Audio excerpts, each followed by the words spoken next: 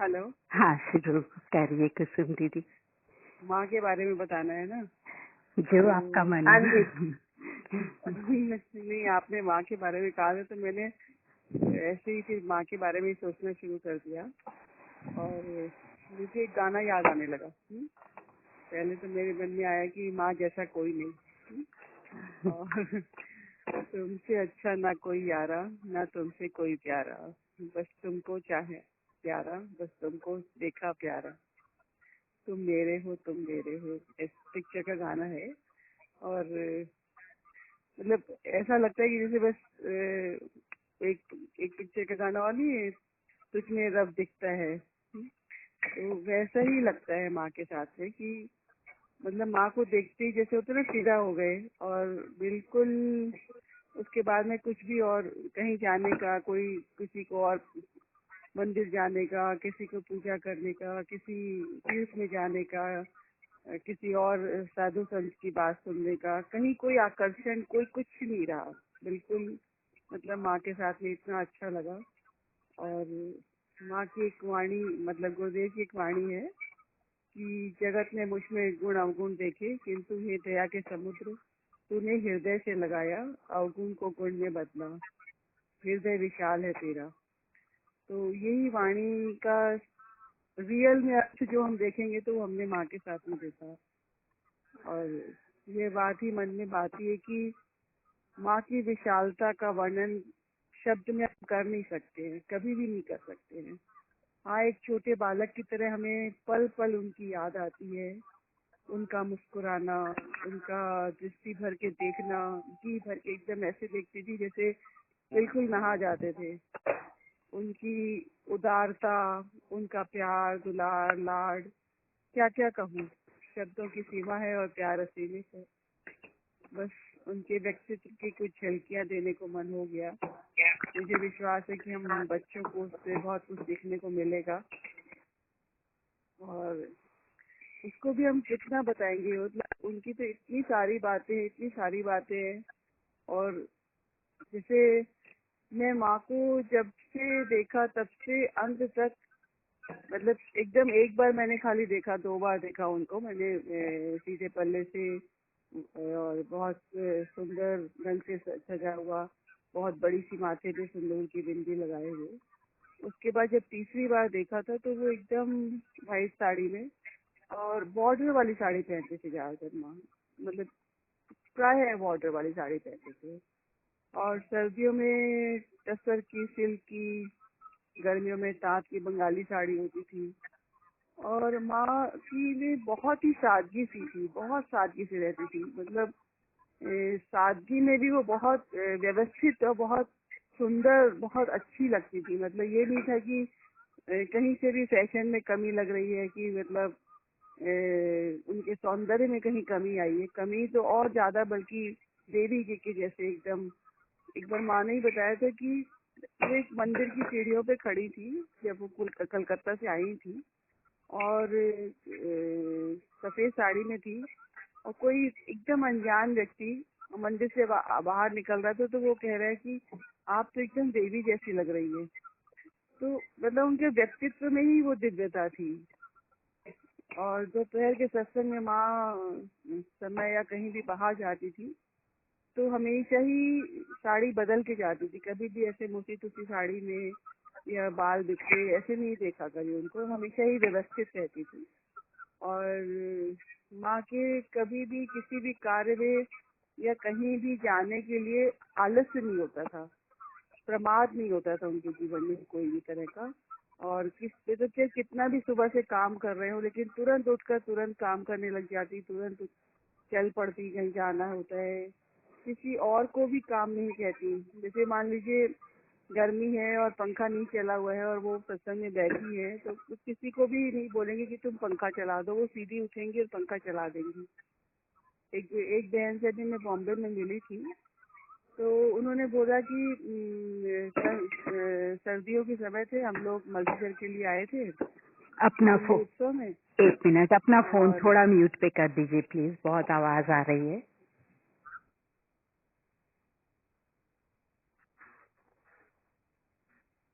कुसुम जी बोलिए।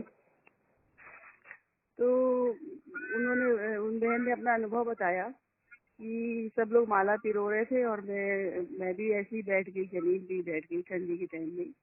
तो माँ ने तुरंत माँ ऊपर की फ्लोर पे गई, मेजमेंट फ्लोर पे, और वहाँ जाकर के आसन लेके आई और मुझे उन्होंने आसन दिया। किसी और को भी नहीं कहा, खुद जाके लेके आई। तो ये है उनका व्यक्तित्व, जो उसमें कितनी नम्रता है, कितनी करुणा है, कितनी भावना है, कितना प्रेम है, कितना मतलब पैनी दृष्टि है। हर चीज मतलब एक छोटे से कृत्य से ही मालूम पड़ जाती है। और वैसे ही कोई भी काम में मैं देखती थी उनको।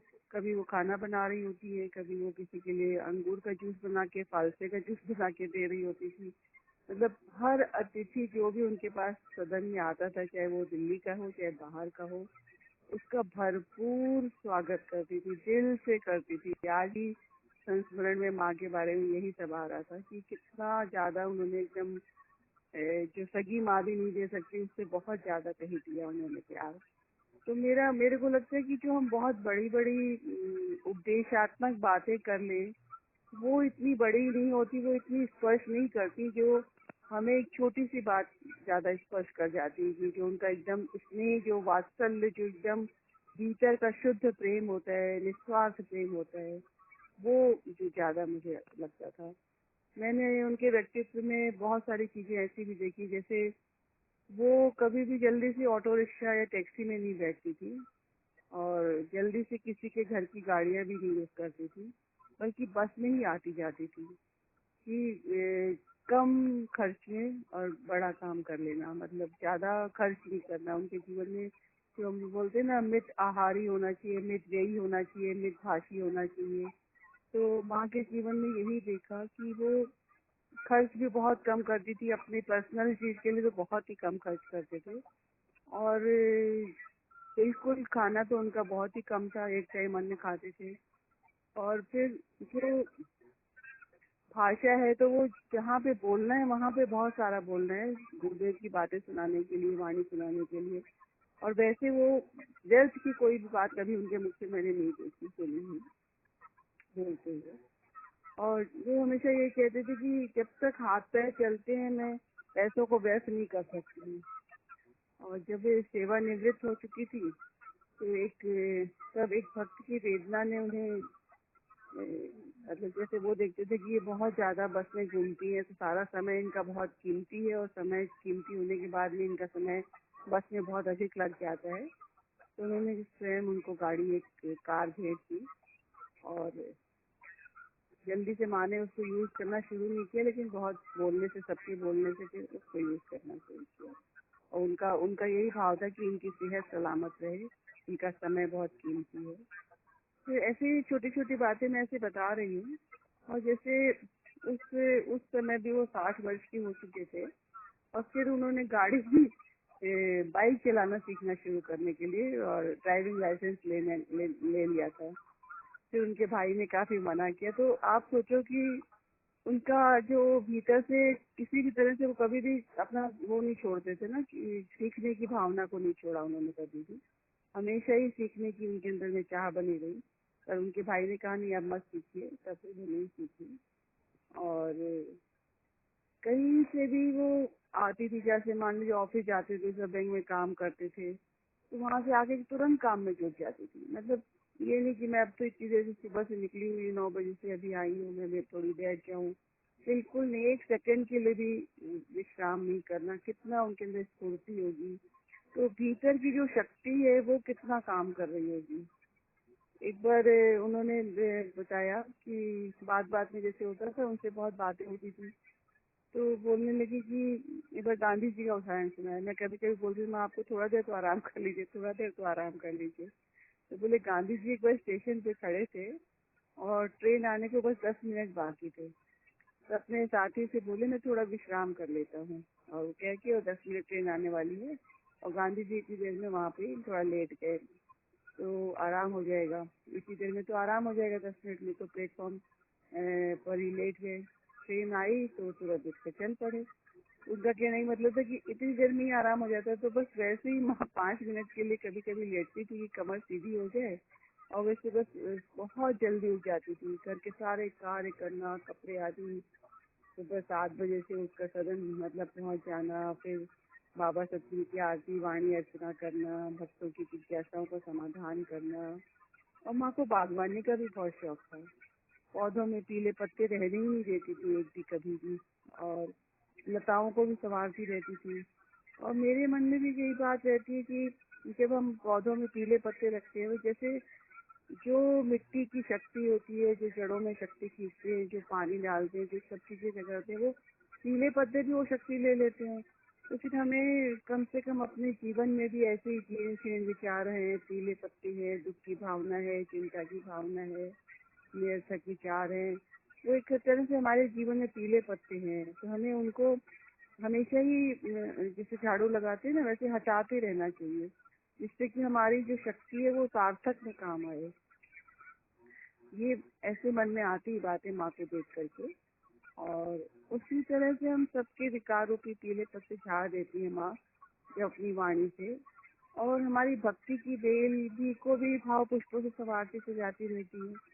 चाहे कितनी भी कड़ी धूप हो या ठंड हो, माँ के बगीचे में सदा हरियाली रहती थी, क्योंकि माँ की जो पैनी नजर उन पर रहती थी। यथा योग्य खाद पानी देना, उनको संवारना सजाना, ये उनका था। एक बार तो मैं गई उनके घर पे, रूपनगर में जब वो रहते थे, तो ऑफिस से बस वो आई ही थी, गर्मी का मौसम था, और गर्मी के मौसम में एकदम कड़ी धूप थी, दोपहर का टाइम था, और एकदम आते ही उन्होंने देखा कि पौधों में पानी नहीं, जो पानी दिया, जो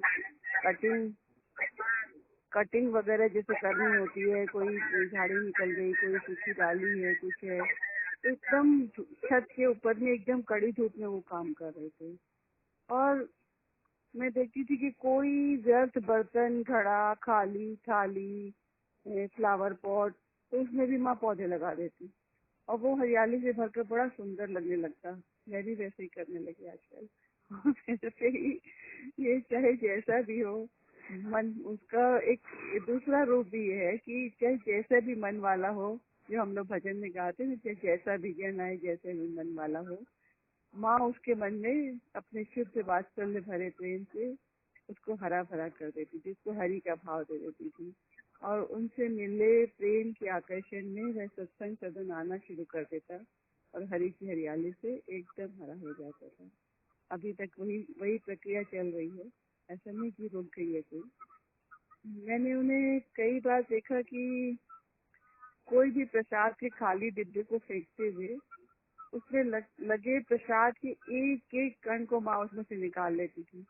मैं बोलती माँ हो गया, तो बोलती थी, कहती कि प्रसाद का एक कण भी प्रसाद ही है, इसलिए व्यर्थ नहीं जाना चाहिए ये। जब माँ कभी किसी फल का प्रसाद लगाती थी तो कहती कि पहले इसे धो कर लाओ, और ये तो खैर हम लोग भी कर लेते हैं सब लोग। और दूसरी बात कहती थी कि फल को जो है वो कांच की प्लेट में लगाओ, कांच के बर्तन में लगाओ, क्योंकि धातु के बर्तन में खट्टी चीजें, सिट्रस फ्रूट जो होता है वो खराब हो जाता है। तो एक बात ये भी मैंने सीखी थी, तो हमेशा हम लोग चांदी के बर्तन यूज कर लेते हैं, स्टील भी कर लेते हैं भगवान के प्रसाद में, कांच की जल्दी से करते नहीं है। लेकिन जो ये बात माँ से सीखी तो मुझे अच्छी लगी कि भाई अब याद रखने वाली है।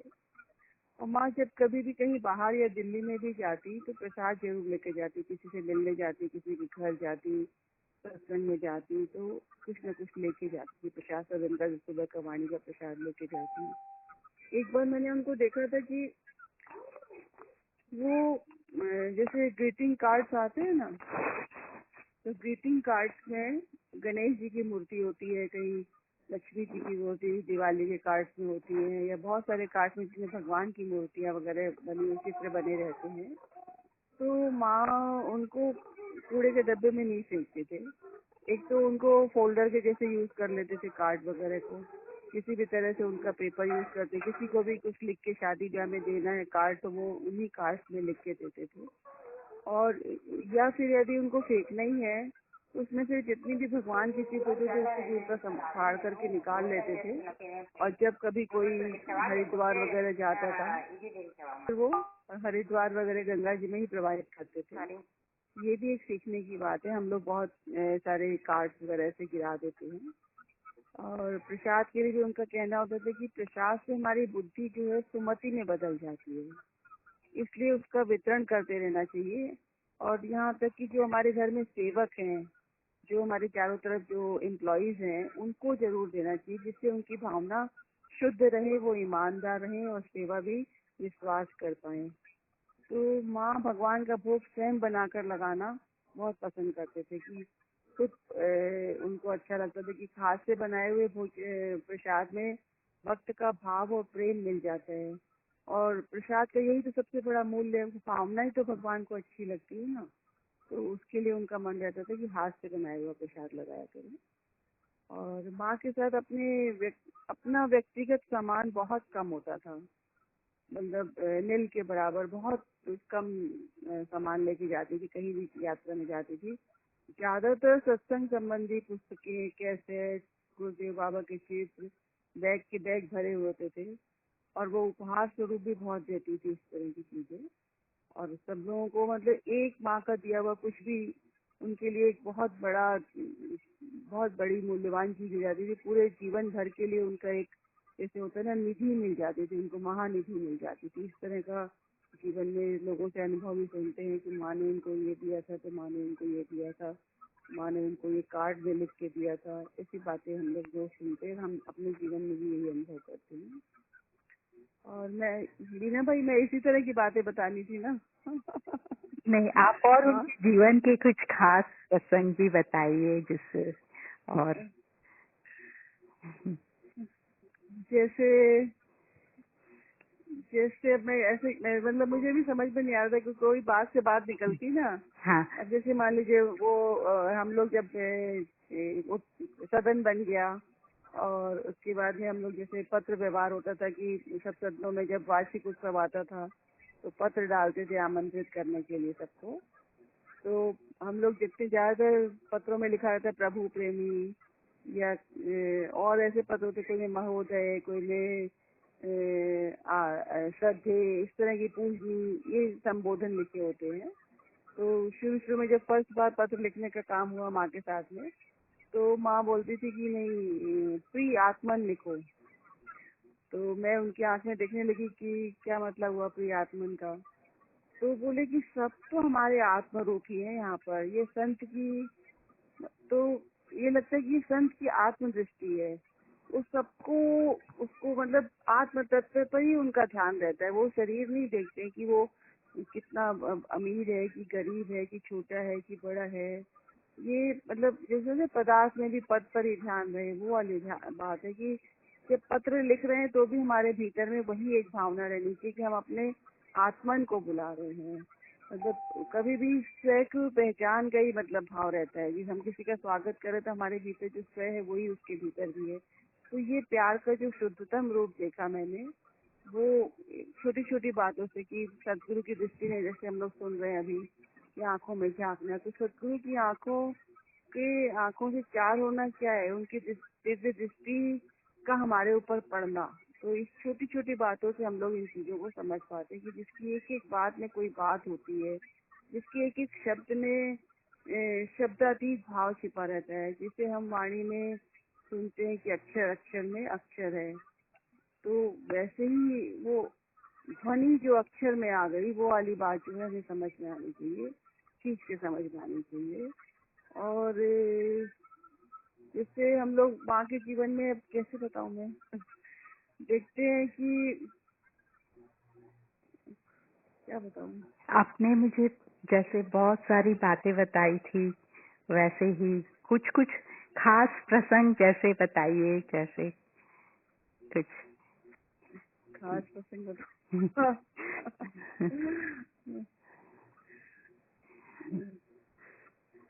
मैं सोचती हूँ थोड़ा सा, ये 1 मिनट मुझे ये दीजिए। सारी तो हाँ, हम लोग के जीवन में उतारने वाली सारी बातें हैं। ये तो सब जो बताई बहुत सुंदर वही, बातें। वैसे तो जीवन में उतारने वाली बात ही तो हमें सुननी है ना। और जैसे प्रसंग वैसे तो ऐसे है कि अब जैसे एक बार सरस्वती जी का बसंत पंचमी का वो था सत्संग। हम्म। तो बसंत पंचमी के सत्संग में माँ ने जो बताया था हम लोग को, तो मुझे बहुत अच्छा लगा था। उन्होंने कहा कि देखो सरस्वती का रूप देखो, कि उन्होंने श्वेत वस्त्र धारण किए हैं, माने उज्जवल निर्मल पवित्र हो हमारा मन और तन। हमें ये नहीं कि बस खाली पूजा करनी होती किसी भी देवी देवता की, चाहे शंकर जी हो, चाहे सरस्वती जी हो, चाहे गणेश जी हो, चाहे विष्णु जी हो, उनके वो प्रतीकात्मक देवी देवता है हमारे लिए। सब संकेत देते हैं हमको अपने जीवन, अपने रूप से भी, और रूप से स्वरूप की ओर हमारी यात्रा करने के लिए हमें संकेत देते हैं सब चीजों का।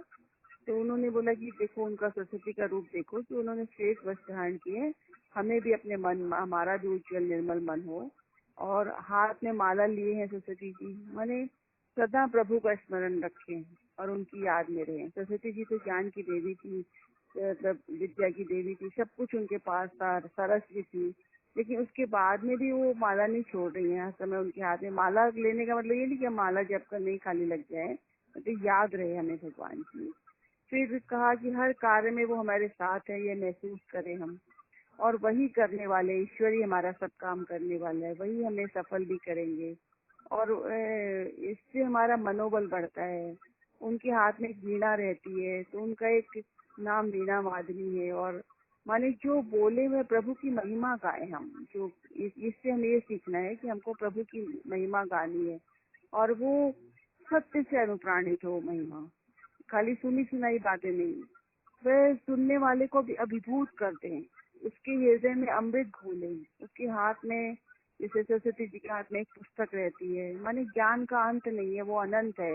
ये नहीं कि उन्होंने इतना ज्ञान प्राप्त कर लिया, वो ज्ञान की देवी है, उसके बाद में भी वो हर समय ज्ञान और पाने के लिए जिज्ञासु बनी रहती है।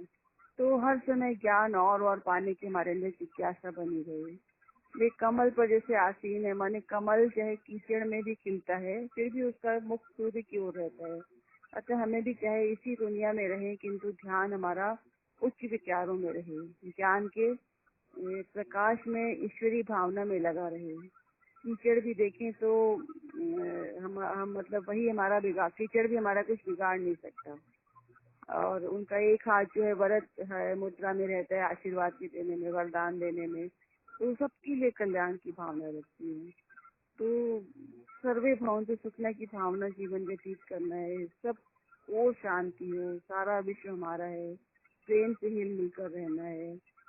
कहना आज यही है कि सारे गुण हम माँ में भी देखते थे, और वे भी पढ़ती रहती, सबको आशीर्वाद भी देती, और प्रभु की महिमा भी गाती, सतत सुमरन में भी रहती। और ये देखकर सुनकर ही उनके जन्मदिन पर हम लोग ने सरस्वती जी की एक मूर्ति मंगवाई जयपुर से, और उनको भेज दी, और वह मूर्ति ही अभी जो हमारा नीचे संत श्री नंदलाल पुस्तकालय है, उसमें सरस्वती प्रतिमा के रूप में वही मूर्ति प्रतिष्ठित हो रखी है।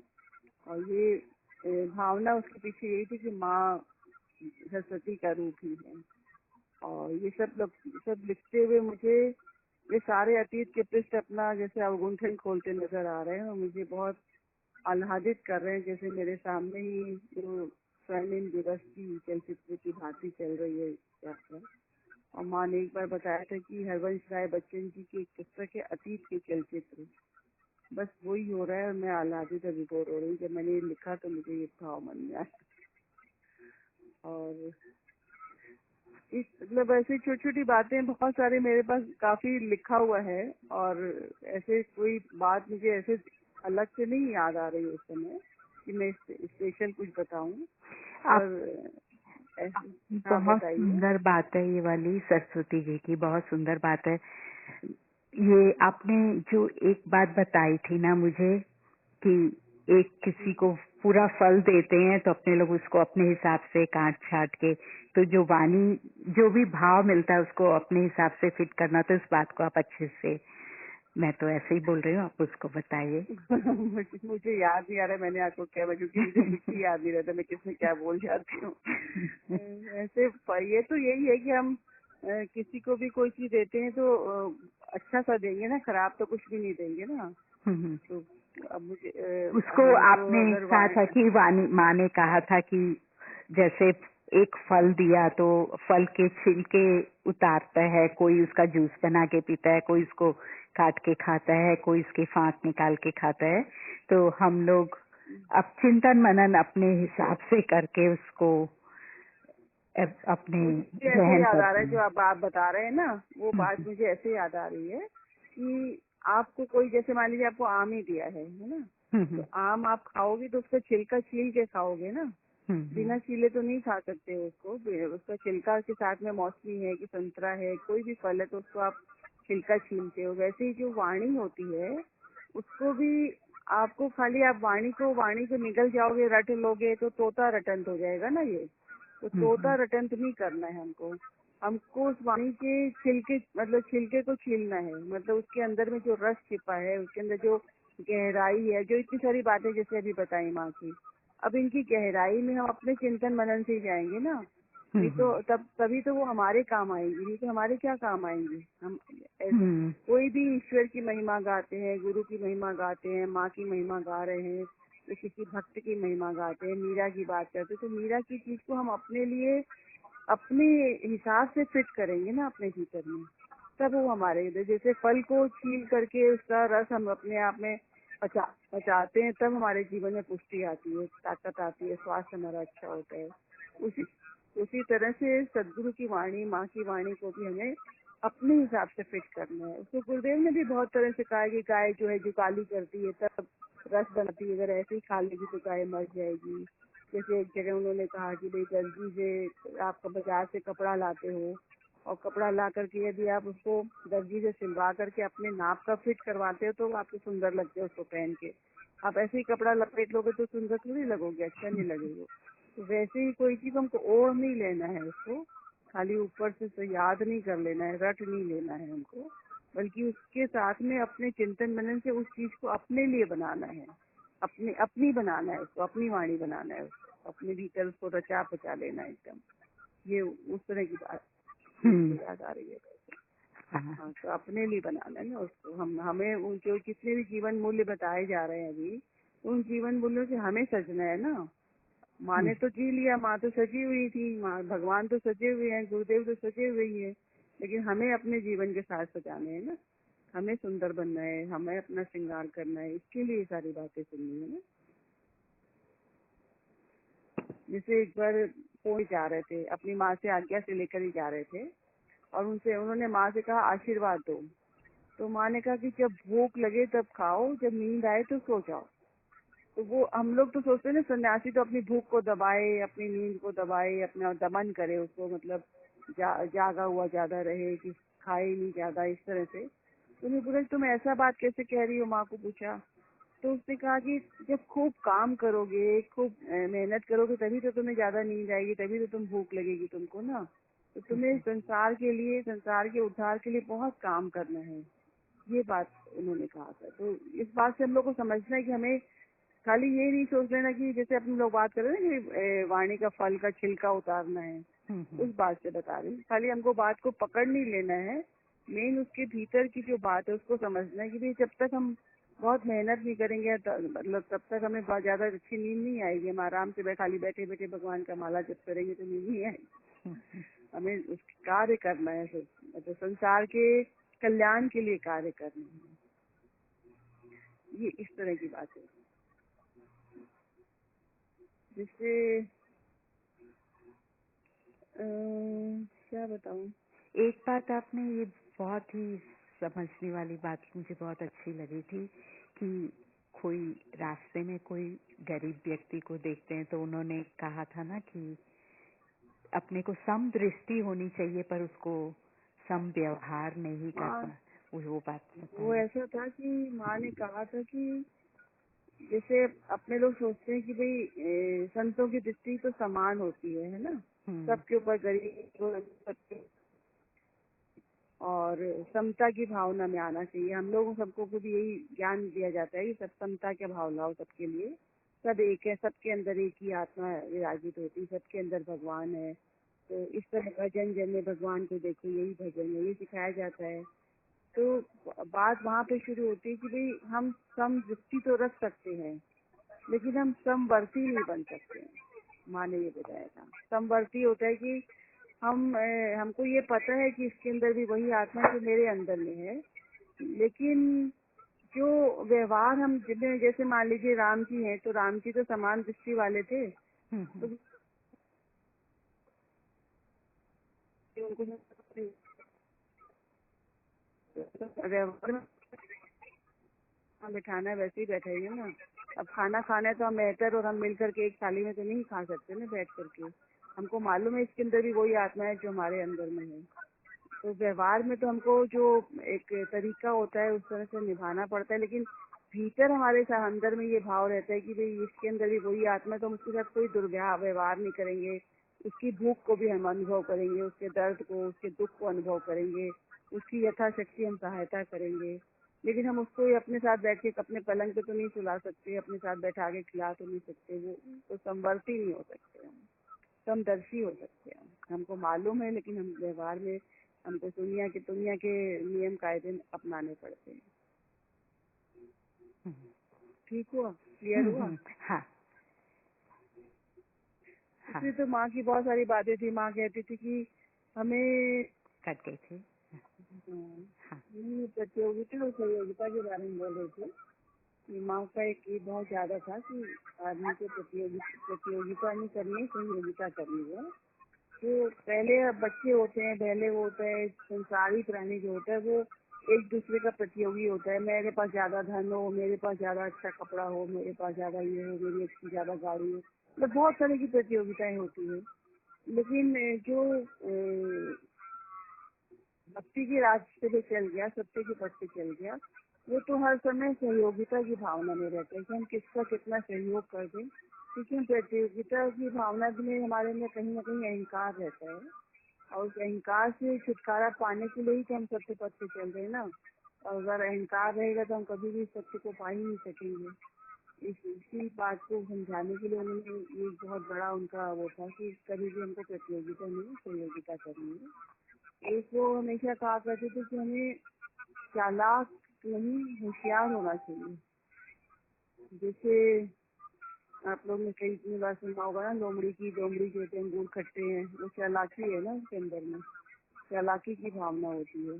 तो चालाकी की भावना से हम अपने आप में ऑनेस्ट नहीं हुए ना। हमेशा ही हमारे मन में कहीं ना कहीं झूठता है, धोखेबाजी है, बेईमानी है। और जो होशियारी है, जो कार्य कौशलता है, वो किसी भी समय में हमको संसार के सब काम में भी और परमार्थ के काम में भी होशियारी तो चाहिए ही। सब चीजें आज जूम पे सत्संग करना है कि आप कॉन्फ्रेंस कॉल कर रहे हो तो बुद्धि है तब कर पा रहे हैं, नहीं तो नहीं कर पाएंगे। तो बुद्धि चाहिए हमको, बुद्धि हमारी सद्बुद्धि है। इसमें हमारे अंदर दुर्बुद्धि नहीं है। चालाकी दुर्बुद्धि वाली बात है कि हम किसी को ठग रहे हैं, ठगी विद्या वाली बात है। ठगी नहीं होनी चाहिए हमारे जीवन में। हमारा मन जो है ना शुद्ध निर्मल होना चाहिए। एक माँ कहा करती थी कि बहुत सुंदर बात है ये दोनों सारी बात। हमें ना कुएं की जैसे गहरा होना चाहिए, नदी की जैसे चौड़ा नहीं होना चाहिए। इस बात का अर्थ ये समझते हैं हम लोग, नदी का जैसे पार्ट बहुत चौड़ा होता है लेकिन भीतर नीचे में गहराई में बहुत ज्यादा गहरी नहीं होती है वो। और कुआं जो होता है देखने में बहुत छोटा सा गोला होता है लेकिन अंदर में नीचे बहुत गहरा होता है। वैसे ही जो भक्त का जीवन होता है उसको बहुत प्रदर्शन की भावना नहीं रहनी चाहिए, दिखाना नहीं चाहिए मेरे इतना ज्ञान है, इतना ज्ञान है, मुझे इतना मालूम है, मैं इतना विद्वान हूँ, मैं इतना जानता हूँ। उसके भीतर में गहराई में इतना उसके भीतर में मतलब ज्ञान होना चाहिए, बातें पुष्ट रहनी चाहिए। जो हम लोग बात कर रहे थे कि फल को छील के खा लिया, पुष्ट हो गया तो रस बन गया, तो रस में बस गया ना। तो गहराई में अंदर में होना चाहिए, हृदय में गहराई में वो सारी बातें रहनी चाहिए, न कि दिखाने के लिए होनी चाहिए। तो ये बात भी मुझे बहुत अच्छी लगती थी। जैसे उन्होंने उस बात को विषम से भी समझाया था एक बार कि ज्ञान जो है वो जैसे डिटर्जेंट साबुन होता है ना, जैसे एक तरह से, तो उस तरह से साबुन के जैसे कार्य करता है। तो मान लीजिए आपने साबुन अपने बदन में लगाई, तो आप साबुन को अगर लगा हुआ ही छोड़ देंगे तो वो नुकसान करेगी ना, और देखने में बुरी यही लगेगी। आप सबको दिखाएंगे मैंने साबुन लगाई है, मैंने साबुन लगाई है, तो अच्छा नहीं लगेगा। साबुन से तो आप लगा के धो लोगे, आप स्वच्छ हो गए। तो वैसे ही ज्ञान जो होता है आपने प्राप्त कर लिया, तो किसी को दिखाना थोड़ी, जब जरूरत हो, जहाँ जरूरत हो, जितनी जरूरत हो उतना उसको यूज किया। उसके बाद जैसे धन होता है अपने पास में, जैसे बाबा जी बोलते हैं ना कि समझ जेब की वस्तु है, तो जो हमारी जेब की वस्तु है हमारी अपने भीतर में गहराई में वो है। जैसे अब इतना कोरोना का भाव अभी फैला हुआ है चारों तरफ, तो अगर ज्ञान है तो कोई डरेगा नहीं, जिसके पास ज्ञान नहीं वो डर रहा है। तो ज्ञानी को क्या डर लगेगा इसमें, ठीक है तो है, क्या कर सकते, डरने की क्या बात है इसमें। ऐसे ही होता है ना कि जो भीतर से अंदर में जो चीजें पुष्ट हो गई, सत्य यदि पुष्ट हो गया, तो जहाँ जिस समय जैसी भी प्रतिकूल अनुकूल स्थिति होगी वो समभाव में रह पाएगा। लेकिन जो खाली ऊपर से सुनता है और बोलता है, उस बात को पूरा समझता नहीं है या अपने अंदर नहीं लेता है, उसके ऊपर आचरण नहीं करता है, तो फिर उसका तो ज्ञान तो बिल्कुल काम कर नहीं रहा है। तो हमें नदी की जैसे चौड़ा नहीं होना है, कुएं की जैसे गहरा बना है। ये बात भी कहीं से अच्छी लगती है बात है। मतलब बात बात में जैसे बातें जो होते हैं ना, कुछ पॉइंट मन में आ जाते हैं। जैसे कल मैं आपको बता रही थी ना कि हम लोग सुबह उनको लेने जाती थी, मैं रिजर्व बैंक में जब वो जॉब करते थे। तो हम सुबह ऑफिस वालों से चले जाते थे, तो इनको लेते हुए मैं आ जाती थी घर पे। उस समय माँ काफी बातें करती थी मेरे से, मतलब 1 घंटा हम लोग को मिलता था, उसमें अच्छी काफी बातें हो जाती थी। तो एक बार उन्होंने बहुत अच्छी बात बताई थी, वो मुझे बहुत, मतलब अभी भी मेरे जीवन में काम करती है वो बात, कि फूल नहीं तोड़ना चाहिए पेड़ से।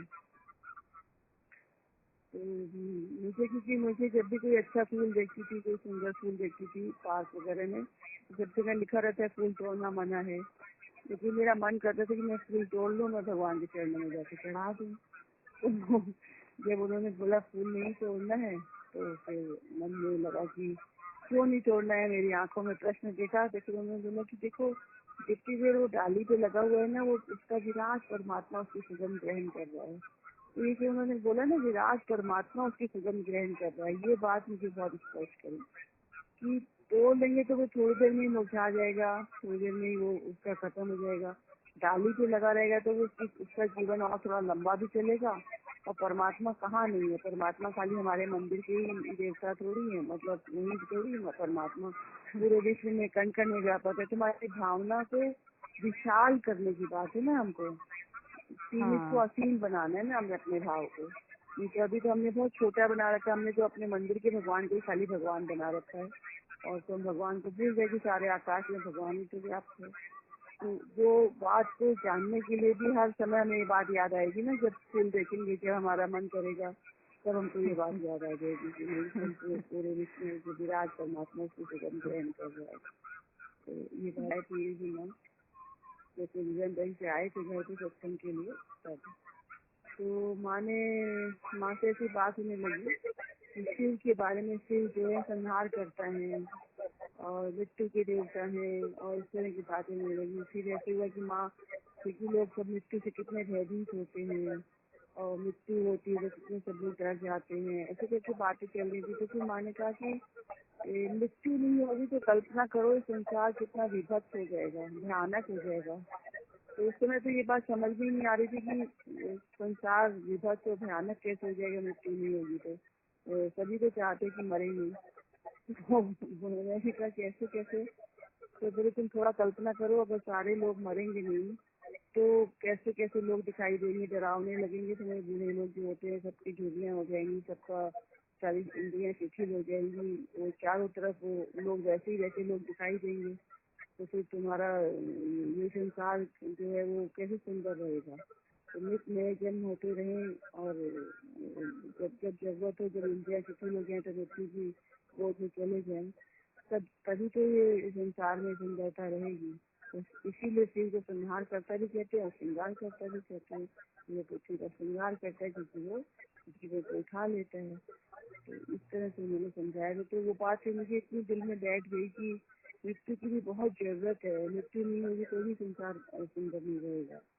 तो संसार का बैलेंस बनाने के लिए भगवान ने जन्म मृत्यु देना कभी है, लेकिन जो आत्मा है वो अमर है, ऊर्जा कभी मरती नहीं है, शक्ति कभी खत्म नहीं होती है, वो नित्य नए रूप में आती रहती है। तो छोटी छोटी बातें मन को बहुत स्पर्श करती थी और बहुत ऊर्जा भी उठाती थी मेरे को। अब एक बात जो वेद की एक वाणी भी है, वो भी उन्होंने सुनाई थी, क्या पाएगी मन की ही उसको पाएगी। ये बात मुझे बहुत अच्छी लगी थी और मैं सोचती हूँ कि मेरे जीवन की शायद समझ में नहीं आई कि कुसुम दीदी एक बार फिर से बोलिएगा। पहली वाणी है ये, मतलब जैसे भाव निचरनी पढ़ते थे ना बिना भाई, तो उसमें एक वाणी है, ये माँ से भी सुनी थी मैंने, कि सुंदरता तन की या मन की। जैसे सौंदर्य के प्रति सभी आकर्षित रहते हैं ना, तो उसमें वाणी में उन्होंने कहा गुरुदेव ने कि सुंदरता तन की है या मन की है।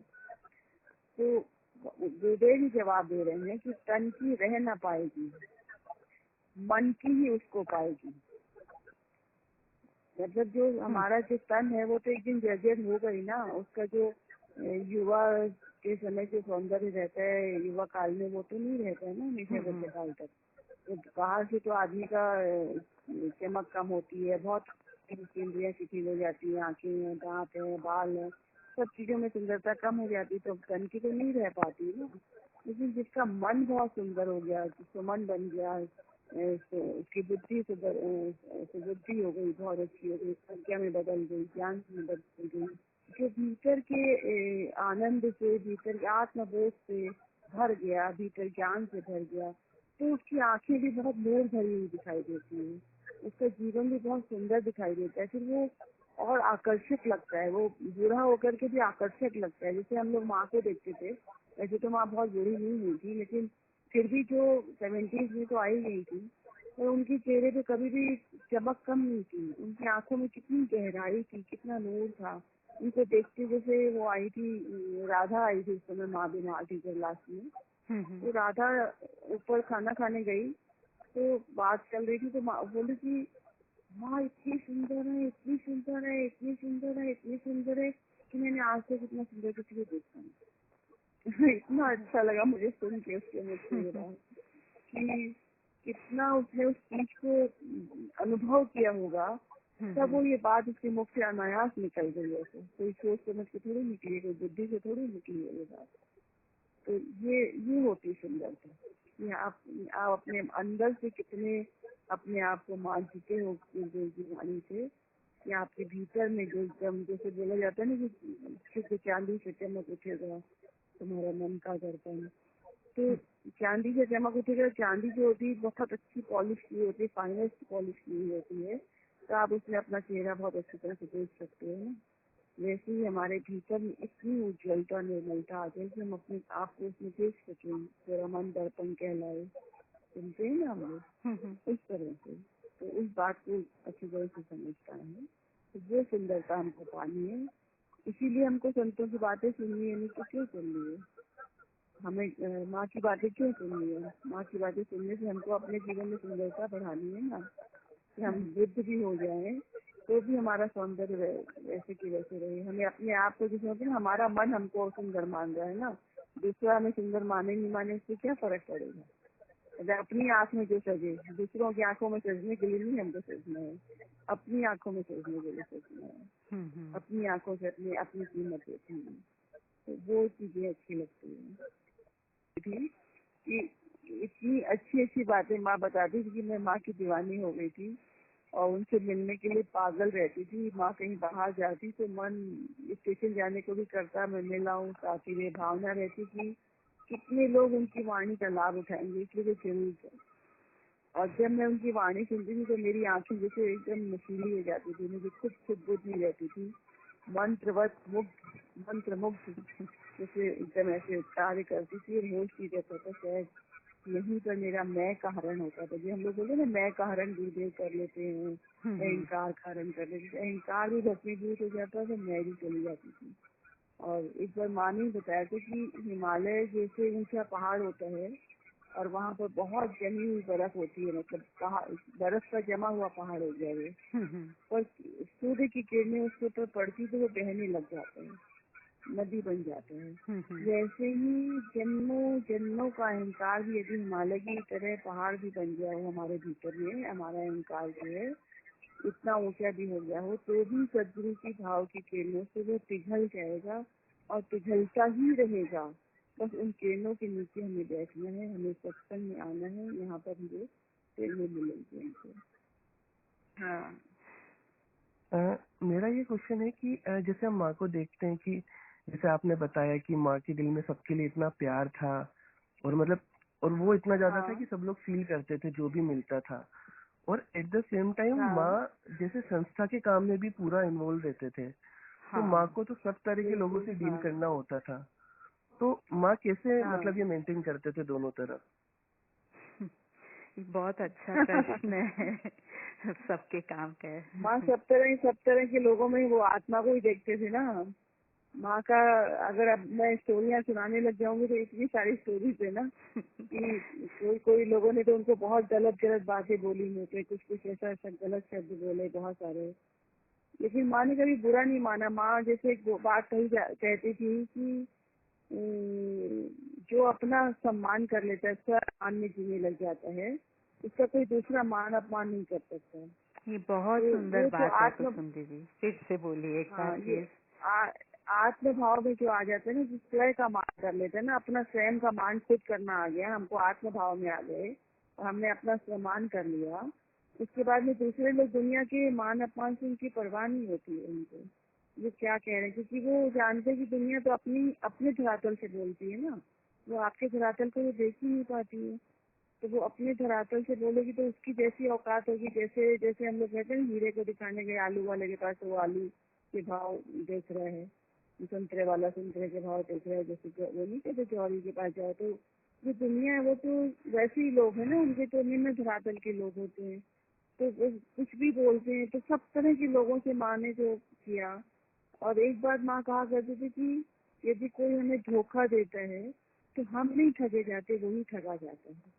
ये बात मुझे उनकी बहुत दिन बाद समझ में आई, मैंने बहुत मथा अपने भीतर में, तब समझ में आई मुझे कि हम अपने धरातल से नीचे नहीं गिरते, वो तो नीचे गिर गए अपने अपने ईमान से, और जब ईमान से नीचे गिर गया तो आदमी ठगा गया ना, अपने अपने जीवन का उसने मूल्य नहीं किया, उसने जीवन से ठगा गया।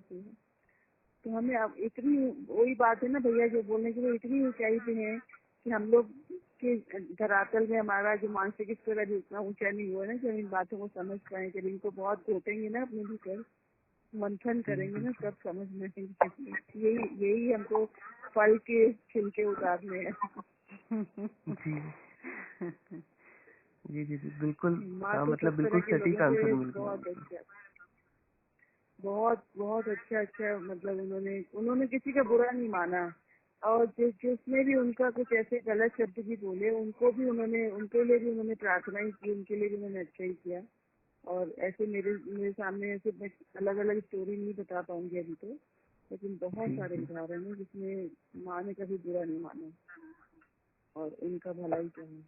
सब लोग तो अपने धरातल के होते ना, उनका उसका कुछ हम कर नहीं सकते ना। जी बिल्कुल।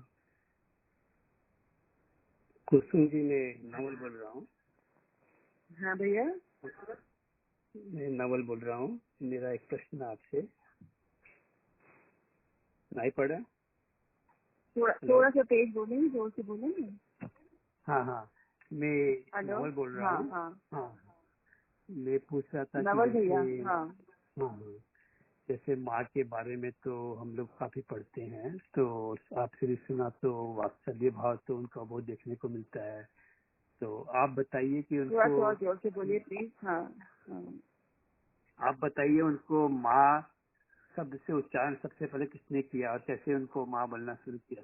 वैसे तो माँ उनकी बातों में आता है, लेकिन सबसे पहले माँ का उच्चारण किसने किया उनको? अच्छा, ये बात तो बहुत बार लिखी भी गई है, आनंद मोदी वगैरह में भी। पहले तो सब लोग उनको राज बहन जी बोलते थे, और हम लोगों को बहुत ऊंची और बहुत अच्छी और बहुत प्यारी और बहुत लगती थी, लेकिन माँ कभी भी अपने लिए पूजनीय हिसाब रखती नहीं थी कि मैं बड़ी हूँ, वो गुरुदेव को ही आगे रखती थी हर समय। तो हम लोग तो सोच नहीं पाते थे कि हम उनको माँ बोलना शुरू कर दें या कुछ, हमें डर लगता था कि माँ नाराज हो जाएंगी कि तुम लोग ये सब क्या कर रहे हो।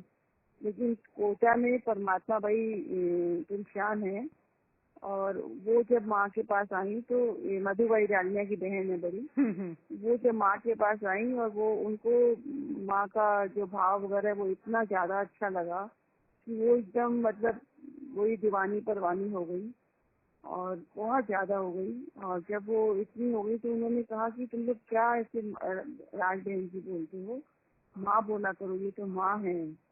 और बस उन्होंने ही सबसे पहले माँ बोलना शुरू किया। और जब उन्होंने शुरू किया तो फिर हम लोग के भी हाव खुल गया, हम लोग भी बोलने लगे। और उन्होंने आकर के माँ का, हम लोग कभी जन्मदिन नहीं मनाए थे, उन्होंने कोटा से खुद भी आई, बिमलाबाई मोदी भी आई और बहुत सारी बहनें आई।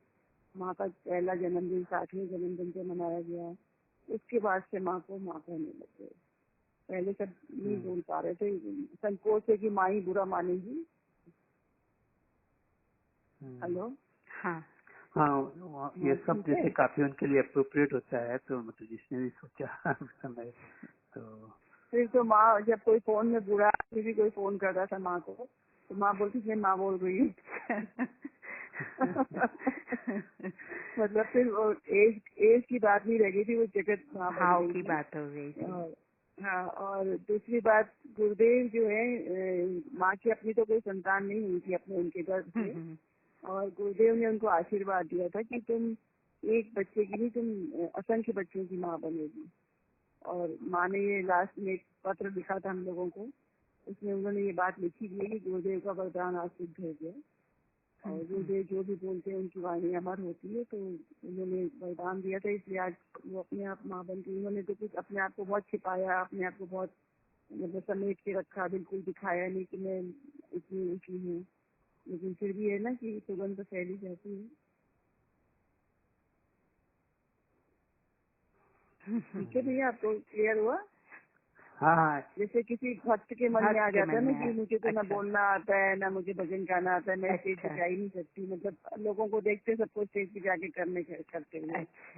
तो इतने में ही तो माँ उधर से प्रवचन में बोल रही है कि जैसे एक बगीचा होता है तो उसमें फूल भी होते हैं, पत्ते भी होते हैं, सभी, तो सभी लोग फूल नहीं बन सकते, और फूलों की सुंदरता पत्तों के साथ होती है। पत्ते होते तभी फूल सुंदर लगते हैं। तो वो बात उन्होंने बताई, फिर मुझे भी याद आया कि माँ ने ये भी कहा था कि भाई कोई बहुत बड़ा वृक्ष होता है, कोई पौधा होता है, कोई फूल होता है, कोई, लेकिन घास की सबसे ज्यादा जरूरत होती है। अगर उपवन में घास नहीं हो ना तो भी उपवन की शोभा नहीं होती है। तो मुझे सुनने वाले भी चाहिए तो बोलने वाले भी चाहिए, सुनने वाला नहीं होगा तो बोलेगा कोई क्या। ये छोटी छोटी बातें बहुत अच्छी लगती है, और समय विशेष में बताई हुई है। मतलब उसके मन में जैसे ही विचार आया वैसे ही उधर प्रवचन से आ रही जवाब। बोले मन एकदम ठीक हो गया, एकदम तुरंत ही, मतलब मेरी बात ही सुन ली उन्होंने दिल में, तो दिल में वैसे ही जवाब मिल गया। तो ये तो कि गुरुदेव के सामने भी बहुत थी, हम लोग के साथ भी बहुत होती थी। तो मन में कुछ सोच के जा रहे हैं प्रश्न करने के लिए, से पहले ही जवाब मिल जाता था वहाँ से। प्रवचन में कोई ना कोई रूप में, किसी के भी माध्यम से, चाहे माँ के माध्यम से, चाहे किसी और के माध्यम से, या कोई भजन की लाइन के माध्यम से, कुछ जवाब मिल जाता है, प्रश्न रहता ही नहीं कुछ। कुसुम दीदी, मैं एक चीज बोलना चाहती हूँ कि आप जो कार्य कर रहे हैं कि माँ के प्रवचनों को, उनके भावों को, उनकी वाणी को, उनके पत्रों को, उनके भजनों का जो आप पब्लिश कर रहे हैं इतनी मेहनत करके, और संस्मरणों को इकट्ठा कर रहे हैं, ये एक आप सत्संग को एक अमूल्य निधि दे रहे हैं। और वो मैं तो यही कहूंगी कि ये आने वाले हजारों वर्षों तक ये वानियाँ पढ़ी जाएगी। बस ये आगे आने वाली पीढ़ी के लाभ भी नहीं हो रहे हैं, और कब पढ़ी जाएगी और कब माँ की प्रेरणा है, ये माँ की प्रेरणा है। बीना भाई, माँ ने मुझे कहा था एक बार, इसका भी मैं बताऊं खुलासा आप लोग को, कि जैसे मेरे मन में बहुत इच्छा थी, जब से मैं माँ से मिली थी और माँ के प्रवचन की दीवानी हो गई थी तो बहुत इच्छा थी कि किताब छपे। मैंने शुरू से उनके प्रवचन टेप करना, फिर उनको लिखना, फिर तैयार करना, सब कुछ शुरू कर दिया था। और छपना अपना तो बाद में हुआ है ना। तो मेरे मन में किताब के लिए बहुत दिन से इच्छा थी, तो माँ ने कभी माना नहीं इस चीज को, बोली नहीं, बिल्कुल नहीं। उनको मतलब ये सब चीजें लगा था कि उनकी पब्लिसिटी नहीं होनी चाहिए, बिल्कुल भी कोई भी तरह का प्रचार नहीं होना चाहिए उनके बारे में, और गुरुदेव को ही आगे रखना है।